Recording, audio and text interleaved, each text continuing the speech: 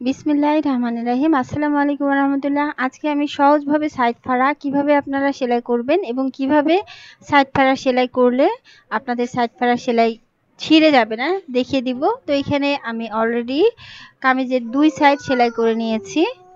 এখন আমি সাইডের যে পোর্শনগুলো সেই পোর্শনটা সেলাই করে নিব।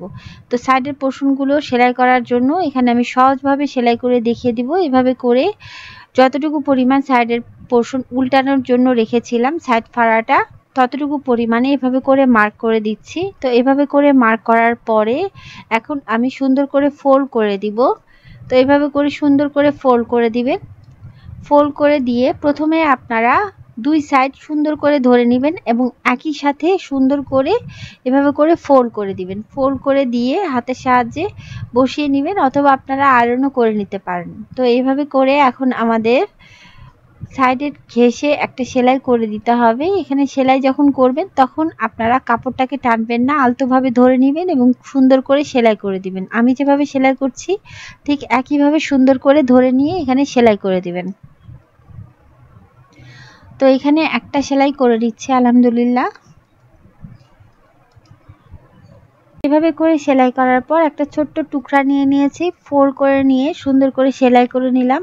এখন এই উল্টা পাশে আমি এই টুকরাটাকে বসিয়ে দিব। যে সাইডের যে এক্সট্রা পোর্শনগুলো আছে সেই এক্সট্রা পোর্শনে এখানে আমি সুন্দর করে বসিয়ে দিচ্ছি। এক সাইডে যেভাবে বসিয়ে দিলাম ঠিক একইভাবে অপোজিট সাইডের যে এক্সট্রা পার্টটা আছে সাইড ফাড়ার একদম ফাড়ার উপরে ধরে আমাদের এটা সেলাই করতে হবে। এভাবে করে সেলাই করলে আপনাদের ফাড়াটা কিন্তু ছিঁড়ে যাবে না।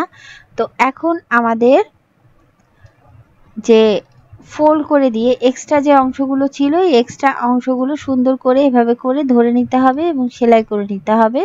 তো এখানে একটা সেলাই অলরেডি আমার দেয়া ছিল, এখন আমি ফাইনেস্ট করে আরেকটা সেলাই দিয়ে নিব। তো এইভাবে করে ফাড়ার উপর পর্যন্ত ধরে নিয়েছি এবং এখানে আমি সেলাই করে নিচ্ছি। একদম সহজভাবে দেখিয়ে দিলাম কিভাবে আপনারা খুব সহজভাবে সাইড ফাড়াটা সেলাই করে নেবেন। দেখেন এভাবে করে সেলাই করলে কিন্তু আপনাদের ফাড়াটার একদমই ছিঁড়ে যাবে না।